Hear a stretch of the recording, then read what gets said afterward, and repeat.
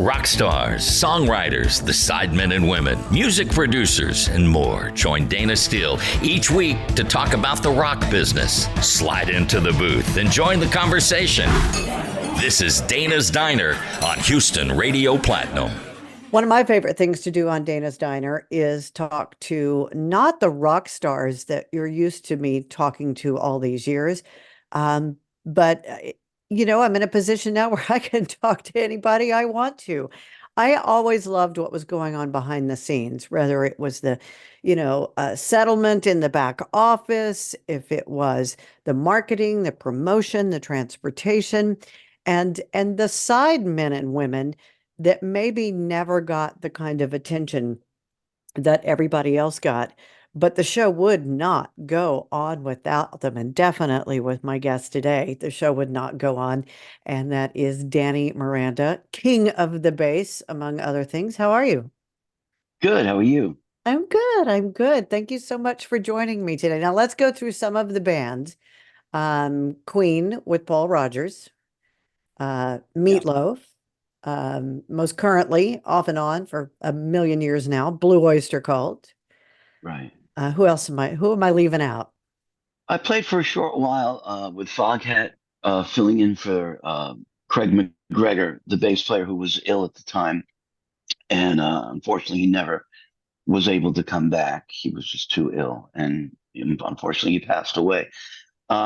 So those were, I guess, some of the bigger bands, that I've toured with and played with over the last couple of decades. Now, are you a gun for hire? Do you do a lot of session work, commercial work? I know like Brad Gillis of Yeah. Night Ranger, when he's not on the road, he was doing for a while there a lot of like movies and soundtracks and ESPN and things like that. Yeah, I'm doing a lot of stuff like that. I have a portable studio, whether it's here, I'm in St. Charles, Illinois at the moment, or Long Island, or even on the road. And I just did a session this morning, and I love doing mobile sessions. I do other gigs. I'm doing a rock symphony this weekend up in Detroit. It's the music of Pink Floyd, so it's a rock band, and the Detroit Philharmonic accompanying it. So all kinds of things. I love all different kinds of music, and it keeps me from not, I wouldn't say being bored, but it just keeps things versatile and not playing the same thing every night or every week.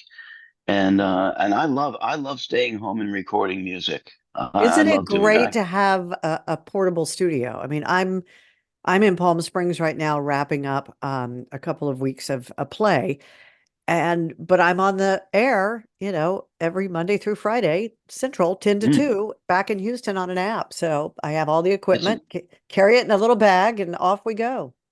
it's amazing. And, I mean, it's thankfully the bandwidth and the technology is there. I mean, when you think about like COVID, if it happened maybe even 10 years prior, I wonder what would have happened, where people like me and you may not have been able to continue to work in that capacity.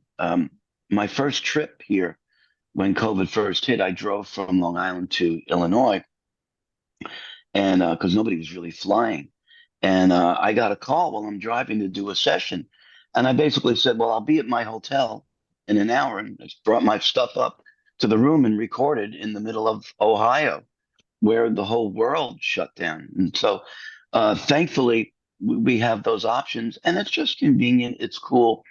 I love playing live in a room with bands and stuff, but there's something really cool about just being alone and getting a track and working with it and bouncing it off of the producer or the artist or whoever it is and comparing notes. I find it very civilized, very stressless, That's great. most importantly. Tell me about growing up. I mean, were you born with a bass in your hands, or what'd you do, Danny? No, I think I was born with a baseball bat. I wanted to be a baseball player, and I went through every sport until I realized that I was completely, you know, untalented in every sport. So, but my older brother, and older cousin, but mostly my older brother was a music, still is a musician. So he's always been my hero. So when he would leave to go to school, he's about 12 years older than me. I would tinker at his piano, and he was an organ player and a piano player. and also his record collection, much to his dismay, because I was a bull in a china shop with records, still am, and just scratching the Drop that Supremes needle on records. there. Yeah, yeah, and he knew, because he'd say, "There's a scratch on this Beatles record. It's got to be the kid," you know. So that was really the bug, and it's so funny. Recently, I found an old picture of myself. I must have been 3, 4 years old with this little organ, and my brother and sister looking over me, and I'm like this. That may have been the first moment to say, you know, maybe that the fever caught me, at that moment.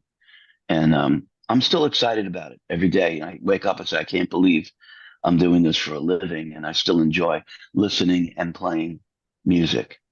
You're what a friend of mine calls a true musician's musician. Yeah. Um, what instruments do you play?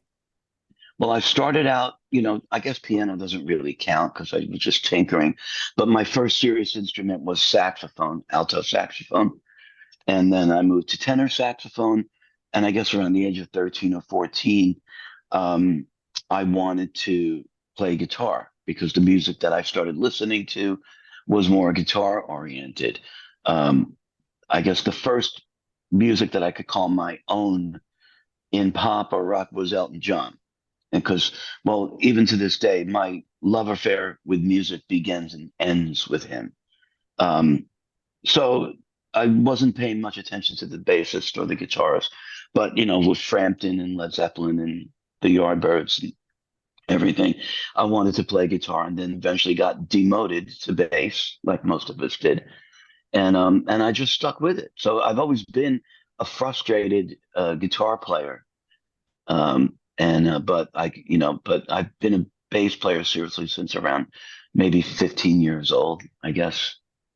What do you, I mean, you say Elton John, so that answers one of my questions.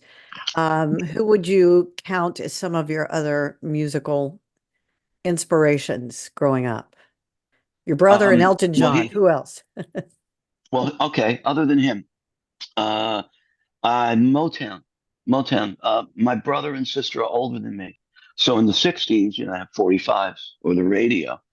Didn't see or didn't know what these groups may have looked like or how old they were or whatever. So it was Smokey Robinson, the Supremes, Marvin Gaye, Stevie Wonder, and eventually Philly Soul, Stylistics, Spinners. That to me is just, for me, the best music in the world. Just made everybody happy, especially in the late '60s with everything going on. Like, well, everybody's dancing and singing. Beatles, of course, too. And then my brother brought home the Hendrix record, and that was a game changer. Yeah, that kind of rock, Sly and the Family Stone, Cream, but Jimi Hendrix, to me, he was the Miles Davis of rock and roll, as far as I was concerned. It was just different, overnight. Still is. And so those were big, big influences. Um, Continuing, with soul music. And I guess around 1975, I had an epiphany. I got a Kiss record. And I said, now that is what I have to do for the rest of my life. Not that I want to, I have to do that. And everything came, along with that, rock and roll, Led Zeppelin, Aerosmith, and all that. And thanks to my brother, who had a real versatile ear and record collection, there was also John Coltrane, Miles Davis, um, real groundbreaking art. I feel like the mid '60s to the mid '70s in all kinds of art, whether it's Richard Pryor, George Carlin, Miles Davis, Mel Brooks, whatever, in all forms of art, it was like a freight train steaming down. And people were really, really changing the game on it. It seemed like a weekly basis. So I listened to everything. Frank Sinatra, Tony Bennett, Tom Jones, Sly and the Family Stone, Joni Mitchell, Neil Young, uh, all that stuff. And so, yeah, I'm all over the road. I confuse a lot of people when they drive in my car because, like, what are you? You're listening to. listening to Yanni and then Slayer. So what's it going to be today? Yeah, but it's So you appreciate good work. You appreciate creativity. Let's yeah, fast forward. You're playing in a musical, I believe, in was it Vegas? yeah, that's why I left BOC the first time to join the Queen musical.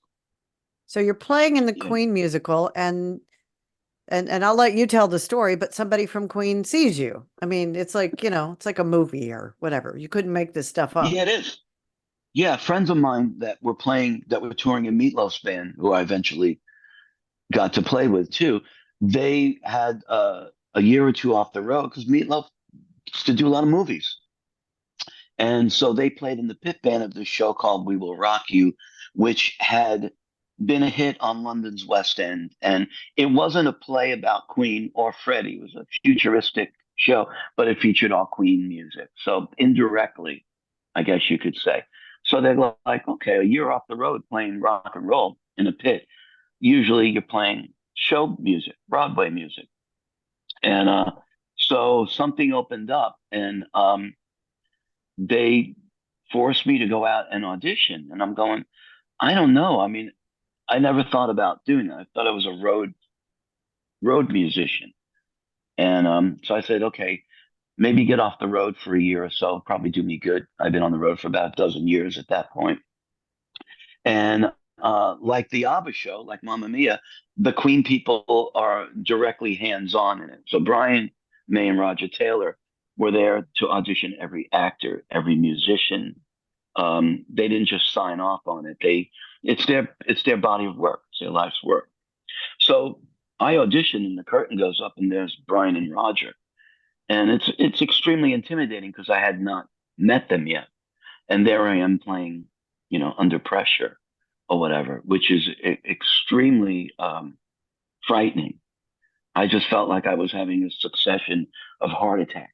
I don't know how. Also, I had never been to Las Vegas in September, so it was like being on the sun itself, or like a big pizza oven, and I'm sweating, and so anyway, so I joined that, and I figured, you know what? There's a lot of benefits to that kind of steady work. A lot of things that people like me on the road never get: a steady paycheck, benefits, Did steady it feel hours. weird being home all the time to It like did. almost normal? It did. Like, usually I'm staring at my suitcase going, I'll see you in 2 days, and I just stayed put. But I had to move in a hurry. So once a week I was flying back to New York to get my stuff.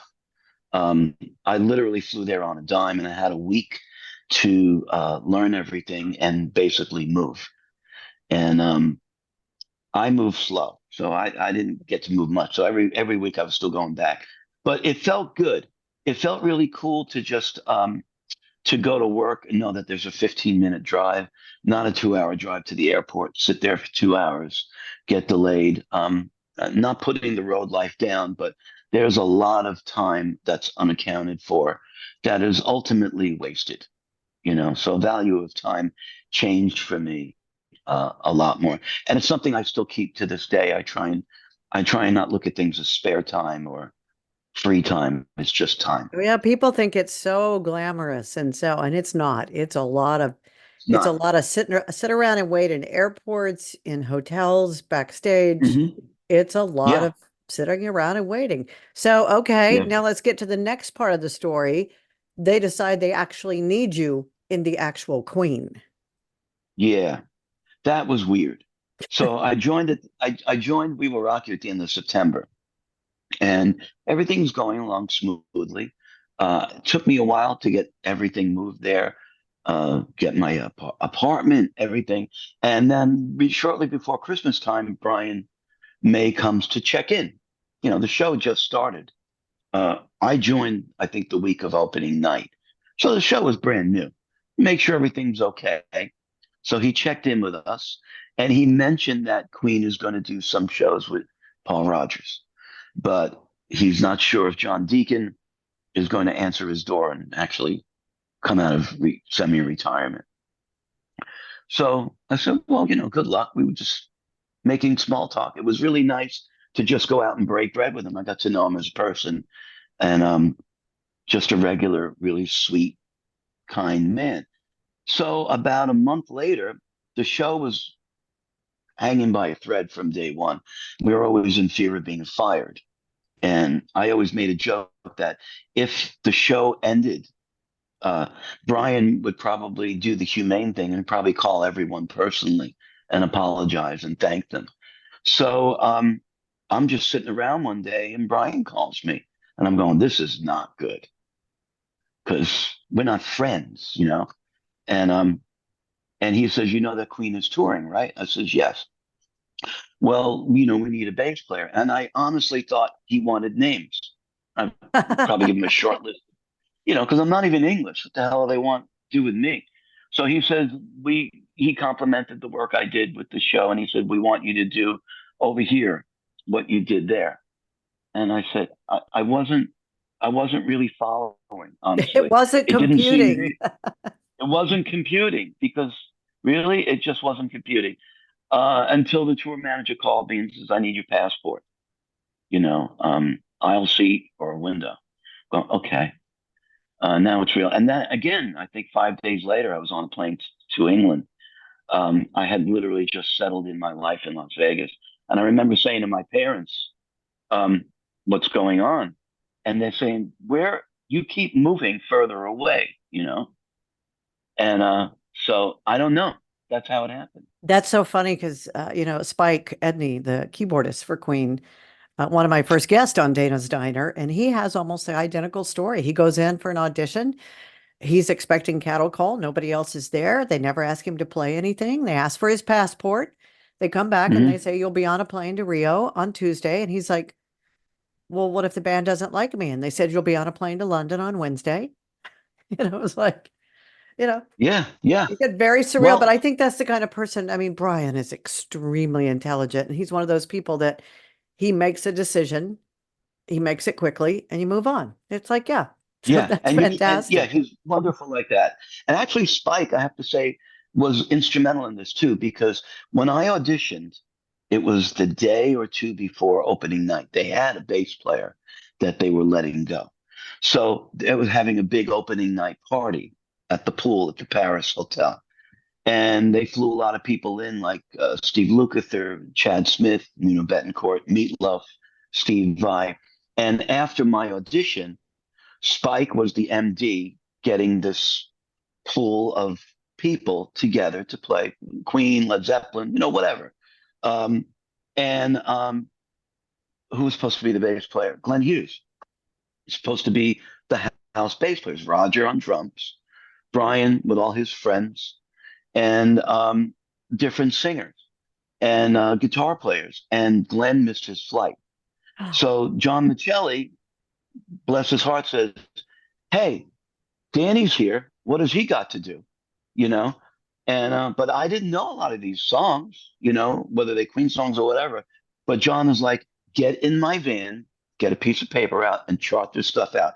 I figured at least the band can rehearse, and when Glenn Hughes shows up tomorrow, this way the band can move forward and rehearse the stuff.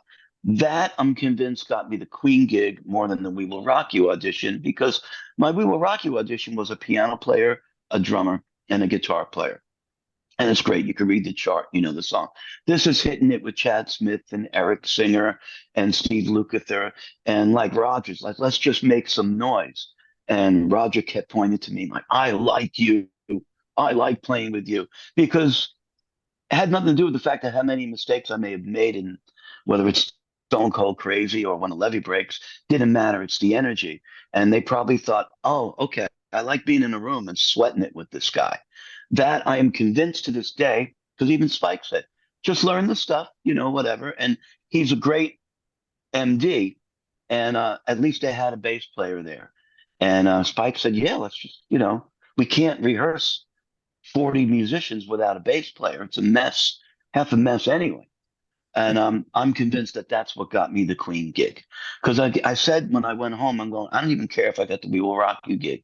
I got to jam with all these guys in one room playing Kiss songs, Led Zeppelin songs, just Like a AC/DC, kid in a whatever. candy store, like the Yeah, and there's ultimate Steve garage Lukather. band. Yeah, there's Steve Lukather playing the riff to Beat It and Rosanna. And like, are you kidding me? Um, Not a bad, couple of days, if nothing amounts to it. Not a bad couple of days. So Spike definitely, I'd say, was instrumental in that. And the thing about musical directors, if they leave you alone and they don't say anything to you, then they have nothing to complain about. If they do, Spike would say, okay, don't play that note, play this. But they were like, well, thanks to him, we're just getting through this. Let's not split hairs. And to be fair with Brian and Roger, they said, well, because of what you did, whatever you rehearsed with us tonight, you're playing with us tomorrow night. So instead of me flying home, I had to extend my trip. So at the after party, I did play quite a bit. And I didn't expect that. I was just filling in, for Glenn Hughes. And they said, you put a lot of work into it. We want you up there. And that was really sweet of them. They owed me nothing. And that was incredibly sweet. And if that's all it came out to, I said, well, what'd you do this week? Well, I jammed with Brian May, Meatloaf, and Steve Vai and Chad Smith. Okay. Not but bad. you ended up playing with him. So Yeah. I'm going to fast forward. Of course, you're out with you're still with Blue Oyster Cult. Yes. What, 30 years? I don't know I've how been with that's them possible 30 because years. you and I are both 34. I don't know how that, 30-year Well, I thing. just turned 29 the other day. Yeah. Yeah, sure. Yeah. There Yeah. you go. Yeah. 30 So, years. Yeah. Joined in 95. Long so ride, if man. I have one more question for you. And again, speaking with a musician, one of the top sidemen in the world, Danny Miranda. It's like I just had Kip Winger on a few weeks ago, and Kip is doing Oh, something right love it. now that he has always wanted to do, and he is debuting his first violin concerto next year with the Nashville Symphony. He spent 15 years studying classical music. Um, if you could do anything right now that didn't take 15 years, if you could do anything right now, work, travel, create, if you could just snap your fingers and could do something else in addition to what you do now, because you love what you do, what would it be? You talking musically? Anything. Like, Bob Dylan is a welder now. Of course, Right. I Right. can't afford the Uh, things he welds, but if you could do anything, what's another passion or another love of yours? You want to go in outer space? What would it be? well, I'm a really avid cyclist. I love cycling. Um, I'd love to grab my girlfriend Michelle and basically cycle all over the world, cycle in Italy, Africa. I did that in Canada. Um, I think it's a great place to see the world.